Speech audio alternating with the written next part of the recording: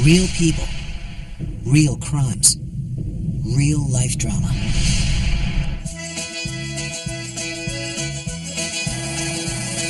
In the mid-1980s, a young funeral home director named Bernie Tiede came to the little East Texas town of Carthage. It's beautiful, yes. I love the people here in Carthage. Carthage is just a small town of 6,000 people. A lot of people got very wealthy on oil and gas. There's a lot of little widows in town who have a lot of money, none more so than Mrs. Marjorie Nugent. Bernie Tiede was running a con on my grandmother.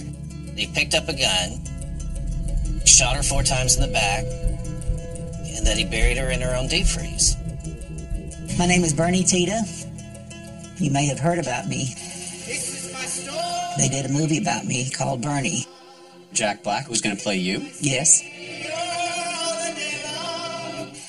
Richard Linklater is my favorite filmmaker I've ever worked with. All right, cut.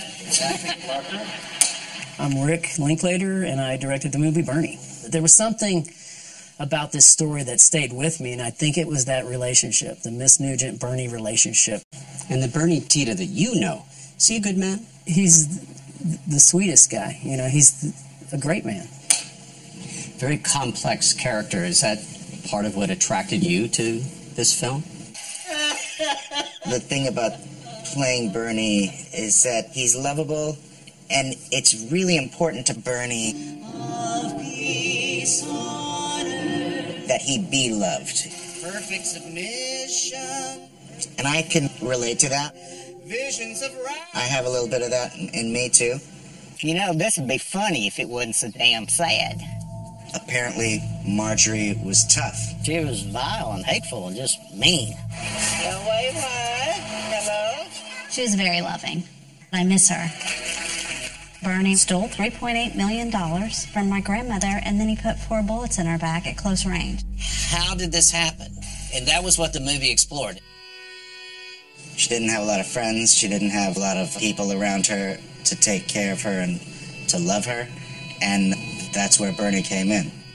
Did she ever look at you, Bernie, and say, Bernie, I love you? Well, we often told each other that, yes. She was a wonderful woman and didn't deserve to be executed by Bernie Tiede. I have to live with this every day of my life, and I don't like that.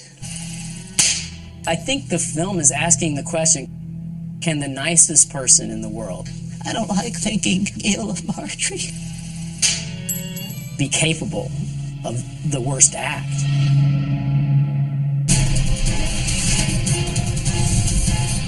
I'm Peter Van Sant. Tonight on 48 Hours, The Mortician, The Murder, The Movie.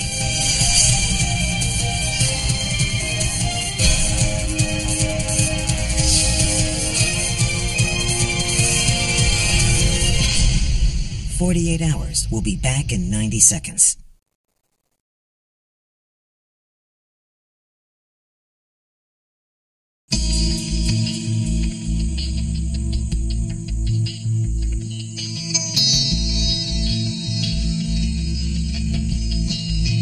Let's go back and start the Bernie story from the beginning.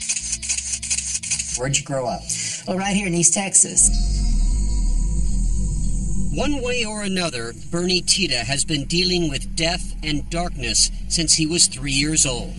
My daddy and my mother, they had a car accident, and my mother was riding in the passenger side of the car, and Daddy never forgave himself for that. His mother dead, his father started drinking hard and died when Bernie was just 15. So a lot of death had occurred in our family. Things only got worse for Bernie. He claims he was molested by his own uncle, Elmer Doucette. 12 when my uncle began molesting me. Doucette has always denied Bernie's allegations. Did it darken your world in some way? Yes, it did. Bernie learned firsthand that the wounded, lonely, and those the dead leave behind need comforting. This was Bernie Tiede's world. I guess you could say that's true, yeah. Carlton Schamberger is the owner of Hawthorne Funeral Home, where Bernie worked for 9 years. He was very successful here at Hawthorne's and as a funeral director overall. He could do everything. He was talented, could do everything from makeup, hair, he could sing, he could preach. Even out coloration, then apply highlights. It would just be part of what inspired director Richard Linklater and actor Jack Black to collaborate on the darkly comic movie Bernie. Too much color does not make one look more alive. He was on a lot of people's lists to literally sing them to heaven. He knew how to take care of families. He could connect that quickly. He could connect, yeah, exactly. So it wasn't long after 27-year-old Bernie arrived in Carthage back in 1985 that everyone seemed to know him. From the dusty dirt roads... One of his excellent qualities was he was a gourmet cook. Where Jack Payne and Ira Bounds live... I think that he was well thought of amongst the little old ladies in town. And at Comer's famous barbecue... He taught our Sunday school. He preached a funeral for us. Even down at the courthouse. Did you know Bernie Tita? Yes. Where local legend District Attorney Danny Buck Davidson ruled back then and still rules today, everyone sensed something good had come to town. You think, gee, I'm glad this guy came here. He's an asset to the community. Everybody loved Bernie. I come to the garden alone. Well, I enjoyed singing in the choir. And then I got active also in the school here in the drama department. I was acting and doing in plays. And you were oftentimes the star. Oftentimes, yes. Did you feel loved in this community? Very much so. I felt very much loved. Local ladies, Lisa and Susie Cockrell, sum it up simply. He was a god. He was almost. I mean, almost. People really saw him like that. Yeah. He's got a warmth. Got a magnetism. Just a super generous, sensitive guy, and is everybody's best friend. Bernie Tita always had that human touch. He knew just what to say to bring a smile to anyone who needed it. So when a grieving, vulnerable widow came here to the Hawthorne Funeral Home, Bernie saw an opportunity to do what he did best. In 1990, the town's leading banker and oilman, Rod Nugent, hard-nosed, tough, but fair businessman, dies. Skip Hollingsworth covered the case for Texas Monthly Magazine. And Bernie is in charge of his funeral. I embalmed his body and got him ready for the funeral. And Mrs. Nugent arrives. And I met with her about the arrangements. Marjorie Nugent would one day be portrayed by Oscar-winning actress Shirley MacLaine. I saw her to the gravesite. We had the funeral service there, and then I took her back to the car. Are you thinking to yourself, well, we've parted ways, we did some business, and never shall meet again? Well, no, because that's not how I conduct funerals, as I often do with the widowers. Check on them, go by the house, make sure they're all right. Did they appreciate your dropping by? Oh, very much so. Why don't you know that I was thinking about you? Oh, thank you. These times can be hard. Well, Margie wasn't a huggy type person. Ruth Cockrell would come to know as much as anyone in Carthage about the friendship of Bernie and Marjorie. Well, we're first cousins. Were you guys close? We got pretty close. Could Marjorie be difficult? I think any of us can be difficult. I'm mean as an old setting hen sometimes. In small towns anywhere, your reputation is not often defined by who you are, it's by what people think of you. And so the reputation did get around that Mrs. Nugent could be cantankerous. Could Marjorie be mean? Yes, sir. She could. And another thing, newly widowed 74-year-old Marjorie Nugent was loaded with cash. She would kind of be called a blue blood. As much as $6 million. Some soaps and a little bubble bath to soothe you in the tub. Bernie Tita wasn't about to be turned away. Come in. Oh, it would be my pleasure. I felt sorry for Marjorie. I really did.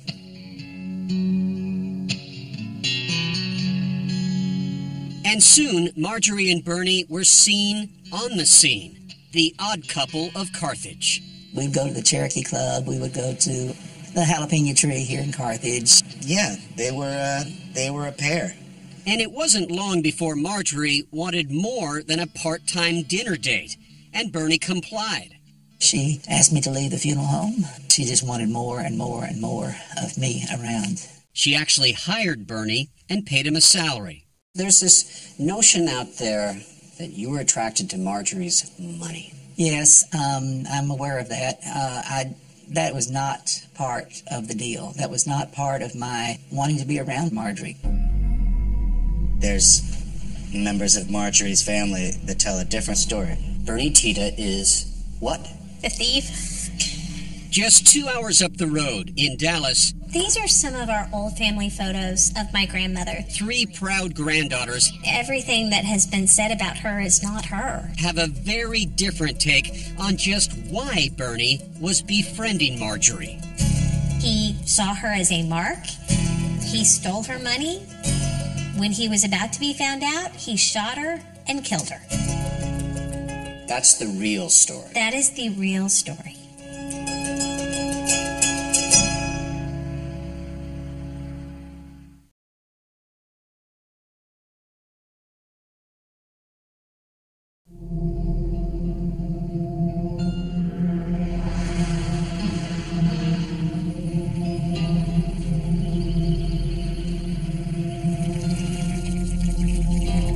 Is this case about money?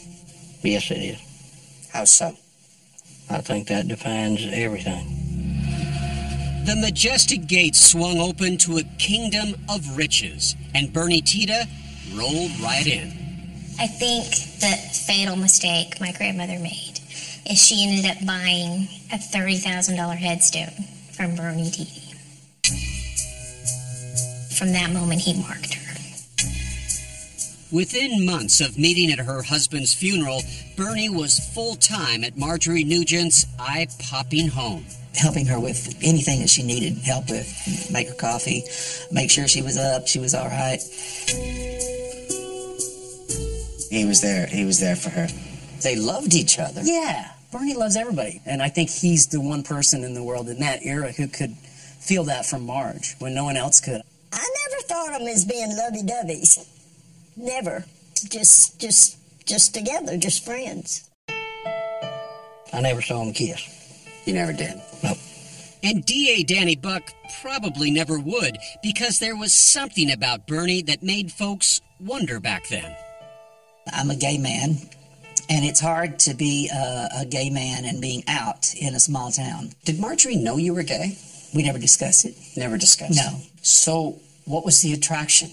She's 42 years older than you? Right. He was targeting wealthy women. Well, I think the attraction for Marjorie was the same as it was for everybody else in town. He was just a lovable guy. When you spend time with him, you want to hang out with him. Less than a year after her husband's death, Bernie and Marjorie started hanging out big time, trading in the back roads for Broadway. We'd go up on Friday morning and then come back on Sunday. Saw Broadway shows. We had a lot of fun together. Bernie Tita, the mortician who made about $24,000 a year, now had access to Marjorie Nugent's 10,000 square foot mansion in Carthage, her checkbook, and a world of opportunity. They went on great adventures together. Hello? They had a ball together. They traveled the world. We went to Washington, Baltimore, and then took a cruise down the East Coast. We went to Germany, England, Scotland, and Wales. To Egypt, went to the pyramids. We just went everywhere. Was she having a good time? She was having a great time.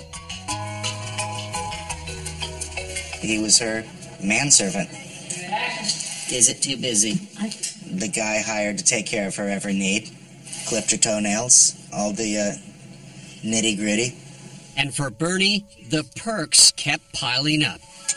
Marjorie showered him with cash, clothing, cars, even flying lessons, and planes to go with it. And in turn, Bernie gave gifts to the good people of Carthage.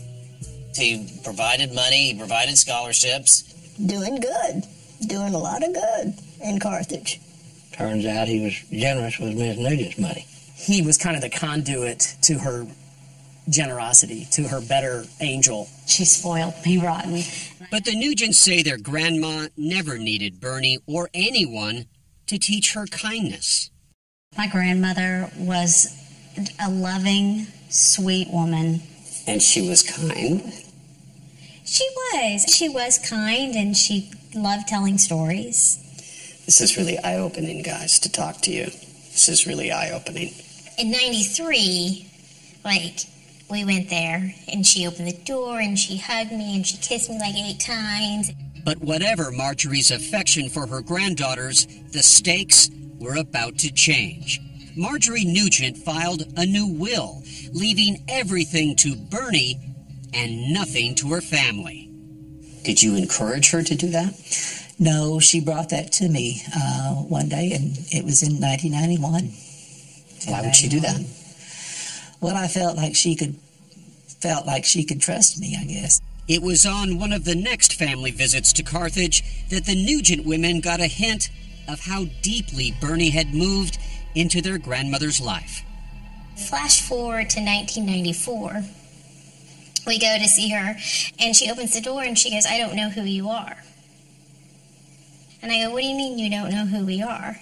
And she goes, "I don't know who you are." She's like, "You need to leave." And we went in, and there were pictures of Bernie everywhere. And we said, "Who is this? Nanny, who is this?" And she said, "Well, he's my friend." And the thing that disturbed me was that all of the pictures of my grandfather were gone. For Shanna, Alexandria, and Susan, Grandma Marjorie's new behavior was disturbing. She was like a schoolgirl in love. And the motives of her new companion deeply suspect. We believe that my grandmother was in love with Bernie and believed that he was in love with her. When was the last time you guys saw your grandmother alive? That visit in 1994.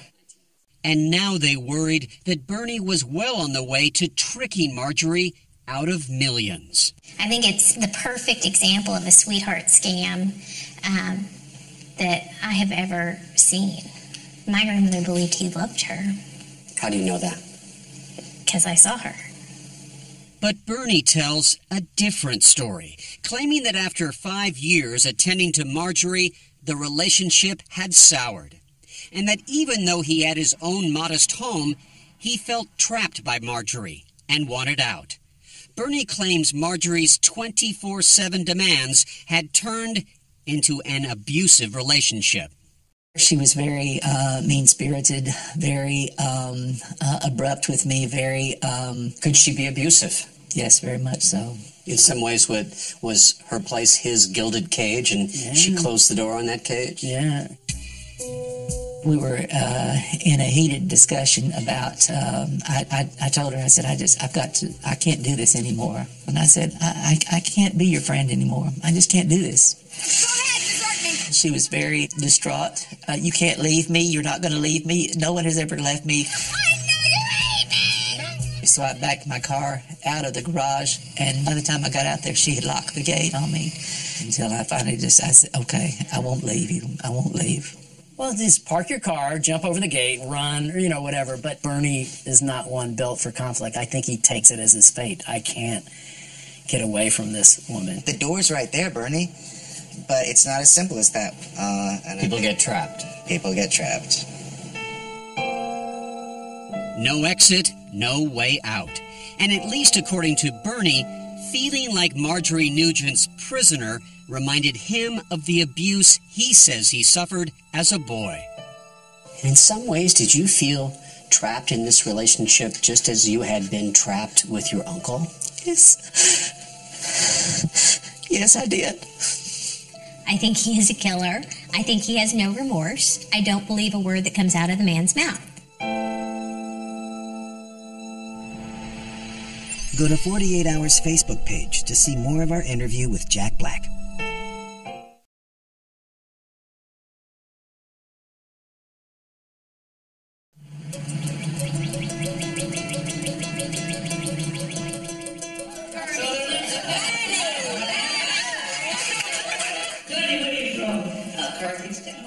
Bernie Tita claims it pains him to recall how controlling and cantankerous Marjorie Nugent could be.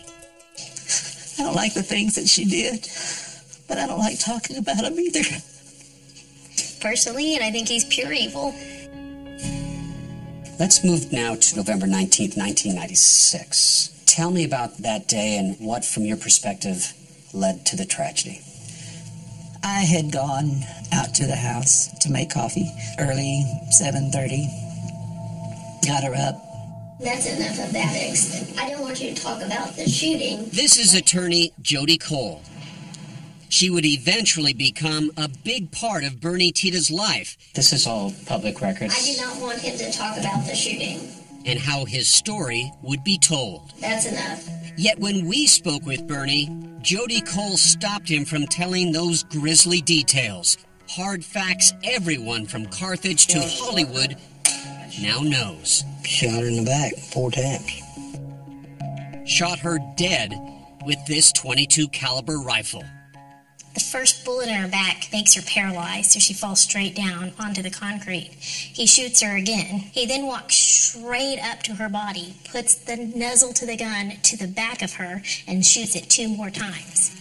Those graphic details would be missing from the movie. I remember right before we shot that scene, I went up to Jack Black and I said, "Have you ever killed anyone in a movie?" Like this. Yeah. That was one of the hardest scenes in the movie.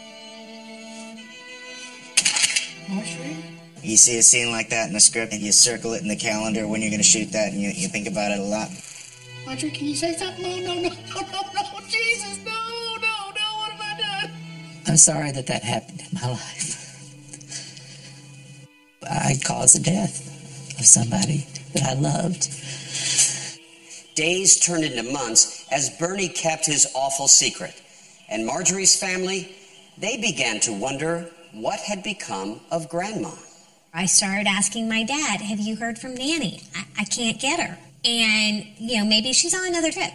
She'll call you when she gets back." And the Nugent women, all busy college students at the time, This was Christmas. It's my grandparents. admit there was a reluctance to reach out to Grandma Marjorie. We had this strange encounter in 1994 where we didn't feel welcome. And every Sunday he'd come sit right beside me and give me a full report on Margie. And what were you thinking to yourself? I'm thinking you're lying. That's what I'm thinking. And I just made up one thing or another. You told one she had Alzheimer's, another she was in the hospital. It was such a difficult time.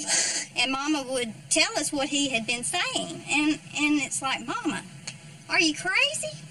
He's either got her locked up in the house, poisoning her, or he's already killed her. If I had gone to the police and then been proven wrong, I would have been left out of Carthage because people thought so much of Bernie.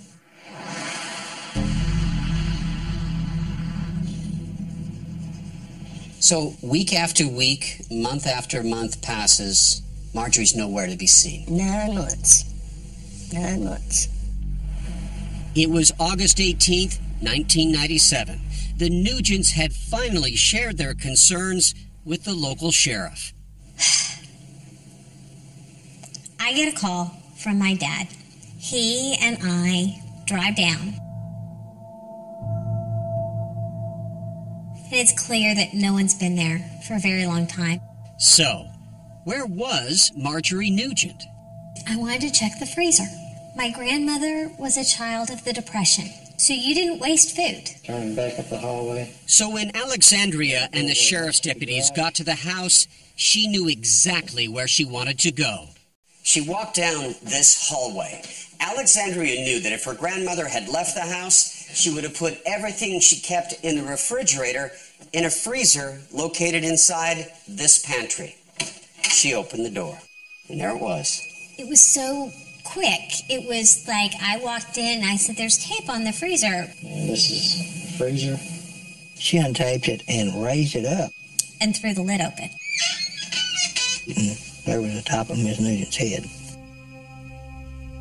And I looked at my dad and I said, "They found her." And he just kind of did this. And all I wanted at that moment was my mom Do I regret the fact that I didn't rush down there to stop him from doing this? Yes, because that's what you do when you love someone and you find out that the person that they were in love with shot them 4 times in the back, and you think, how could I have saved them? While a motive remained unclear, there was zero mystery about the prime suspect. Bernie's name was top of the list. Bernie was easy to find. He was right in Carthage, at home, when the sheriff's deputies showed up and brought him in for questioning. I was so relieved when they came for me and arrested me. It felt like this big weight had been lifted off my shoulder. How could you come to my house, eat my food, and sing hymns, and my cousin over there in the deep freeze?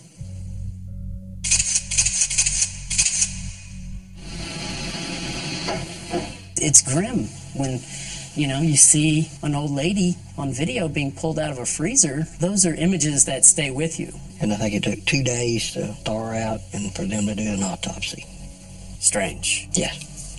That same day, Bernie Tita confessed to Panola County Sheriff's deputies that he murdered Marjorie Nugent. There wasn't a question in anybody's mind. Everybody knew. I think you're right. Danny Buck Davidson would charge Bernie with first-degree premeditated murder and seek the ultimate penalty. Life in prison. Maximum sentence. And that's when this twisted Texas tale really got strange. People in the community were coming in saying Bernie was a real good guy. If he killed her, he had a reason for doing it. Poor Bernie. He had his groupies. Bernie had his groupies? Yep. Some people are saying, hey, let him go. Some people are saying, no, put him away for life. You just have never seen a story like this come across your desk, ever. And people still want to talk about it. They're still mystified about what really happened on that November afternoon that led Bernie to shoot her 4 times.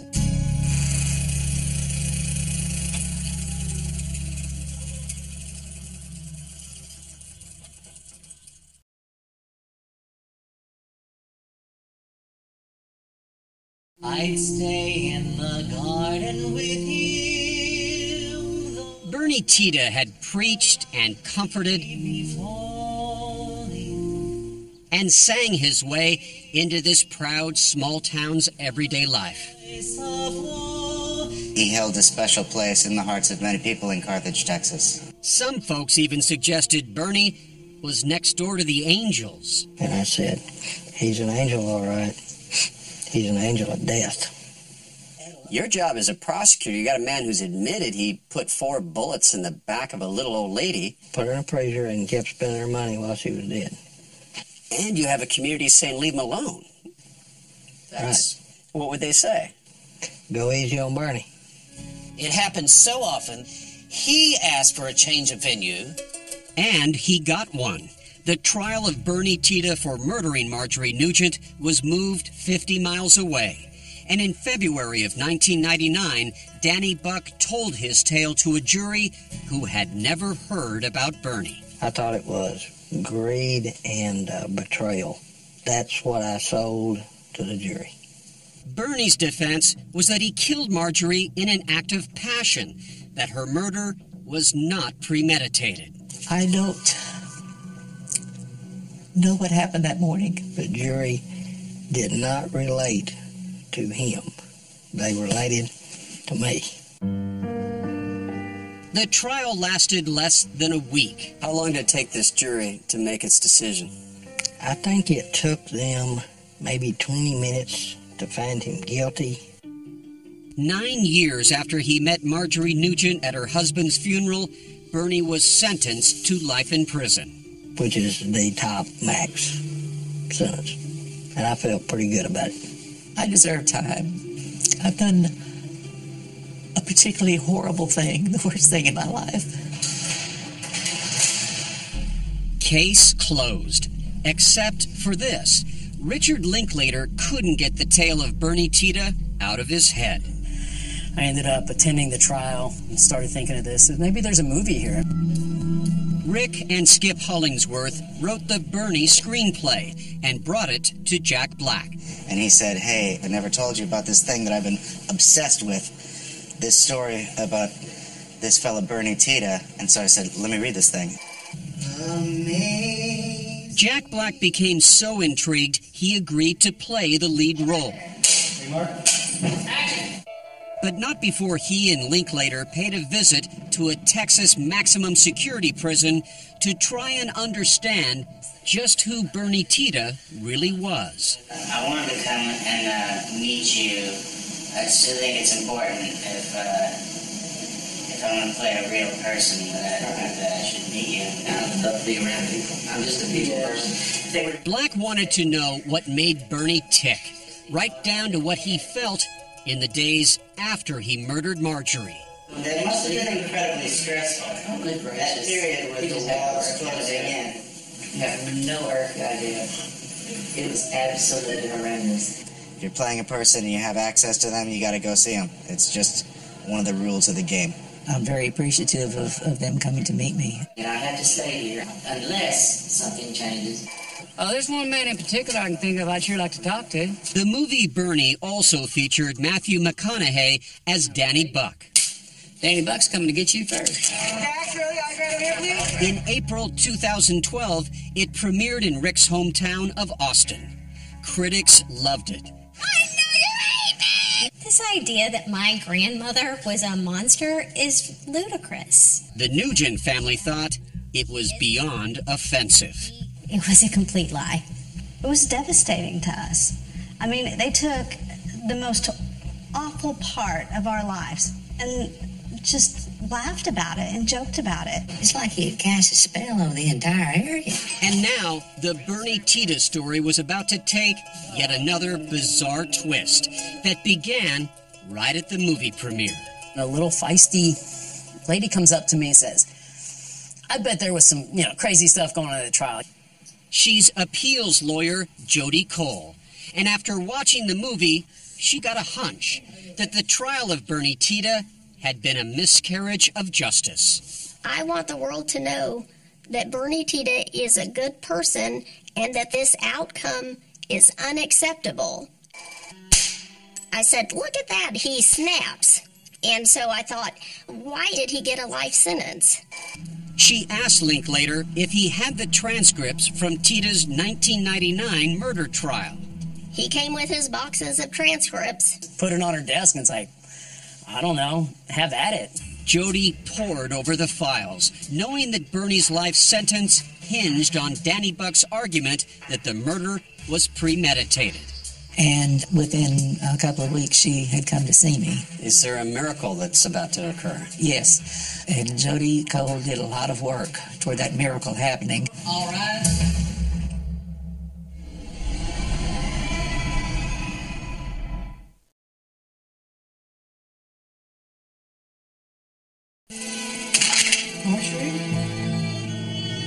Marjorie, are you okay? That morning, I felt like I wasn't a part of the shooting. 16 years after he shot Marjorie Nugent dead, Bernie painted a picture for defense attorney Jody Cole about how he felt that awful morning. I felt like I wasn't even there. And I have learned that that is called a dissociative episode. I think it's a classic case of a kind of a disassociated moment. That's what this whole case hinges on. A dissociative episode. The New Age psychological term would break the case against Bernie Tita wide open.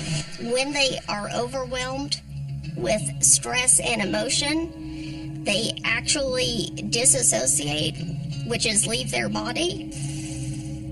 And Bernie's body, the theory goes, killed Marjorie without his mind taking part. And he shot her. Yes, involuntarily. The Nugent family would have their own take on Jody's ideas. Not connected with reality. Thoroughly confused. This woman had been abusing him for a very long time, and his body acted in a way to end that abuse.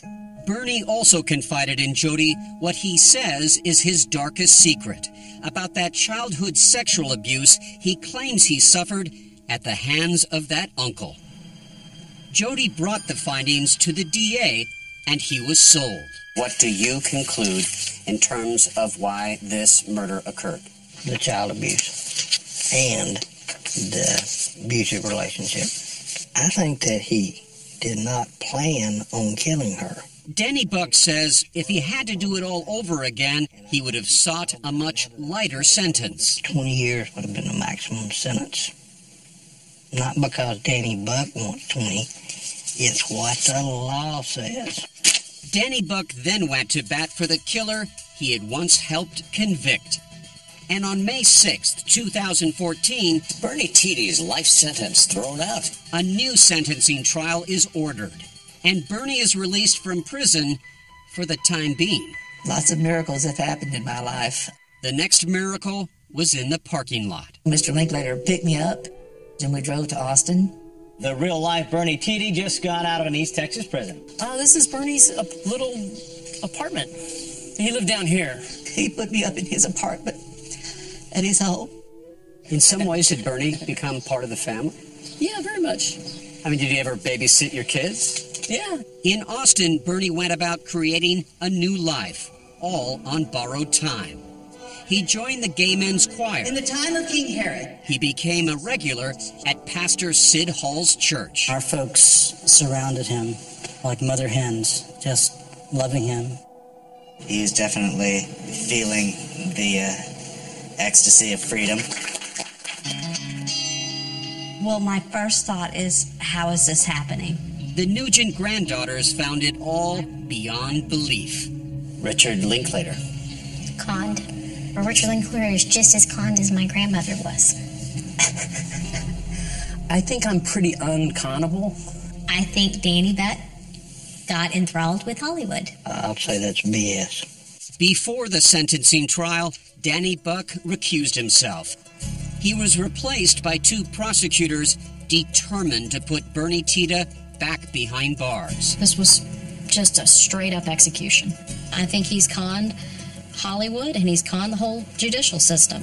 Jane Starnes and Assistant Attorney General Lisa Tanner weren't buying it. Bernie didn't have a dissociative episode. This case is about abusing elderly, vulnerable people. It's about abusing Marjorie Nugent financially, and it's about just cold-blooded murder. What do we have in front of us here? We have just small portions of the paper trail. Lisa Tanner would allege Bernie regularly forged Marjorie Nugent's signature. He was very good at signing her signature. Manually manipulated her bank accounts. This is what he showed Marjorie, but this is what he really deposited. We have 14 of these. Altered her brokerage statements. The original of this document is literally a cut and pasted, dummied up statement. All of this, he's pocketing her money. Both while Marjorie was alive and after Bernie had killed her and stuffed her in her freezer. The numbers ended up being approximately $3.8 million total. Bernie's motive for murder came into focus. He was about to be found out about. In April 2016, after 2 years of freedom, Bernie Tita's new sentencing trial began. Is the jury here and ready to go? It was moved to Henderson, Texas, because Bernie still had so many friends and fans in Carthage. We'll begin with the state. Ms. Tanner. Lisa Tanner put Bernie in her sights. This is a real case with a real murderer. He did that. And Hollywood. So we're going to talk about that in a non-fictionalized, non-Hollywoodized kind of way. Hollywood means, lack of morality. Thank you, guys. But I took that really personal because I don't live in Hollywood. I'm an indie Texas director. Rick Linklater was called to the stand to defend his friend. I think he's an incredibly nice, generous man who, did a horrible thing. The director and those who love Bernie argued he had paid his dues with time already served. 16 years? Yeah, I'd say he served enough time. And Bernie's uncle, under oath, denied ever having molested Bernie, but did admit writing him a letter sexual in nature. Bernie did not testify at the trial. I mean, They're just some questions that don't have any answers. Two dramatic versions of Marjorie Nugent's murder have now been told. One on the big screen, the other in a courtroom in Henderson, Texas. The question now is, who will the jurors believe? Sudden passion, dissociative episode, snapping. When he took that gun and pointed it down straight to the ground and put it in her back, that justified a life sentence then. Bernie, are you a danger to society? No, sir, not at all. The jury goes out to deliberate. Alexandria, what's going through your mind? You know, at that moment, all you can do is pray.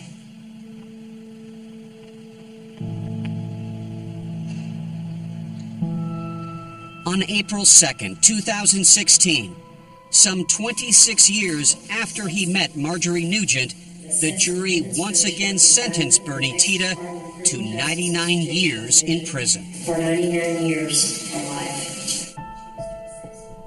Everyone in that courtroom knew that my grandmother was not mean. She did not deserve to die, and that this man deserved to go away for the rest of his life. When I heard 99 years, I mean, it was devastating. He's back in prison for life. It's very discouraging. Now, what's as certain as his life sentence is this. Deep in the heart of Texas, Bernie Tita is loved. Even today, is there a Bernie Tita fan club in Carthage? Yes. Not as big as it once was, but it's here.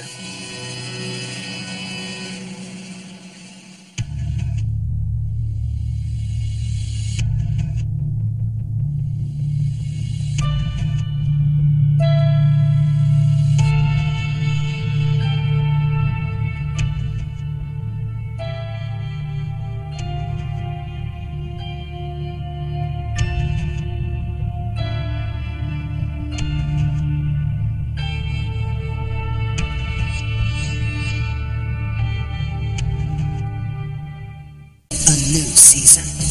Help us solve this crime. She was quite the trophy. Married to a multi-millionaire. They slit her throat. 8 years, no arrest. There are no fingerprints. No, nothing at all. There are clues. The sketch. Who is this? The letter. I want to find out who murdered my sister. The hunter. If you want to find target, then handle it at He told me at the beginning, all he wanted to do was rape me. It wasn't really so much about the woman, but it was about you. Saturday,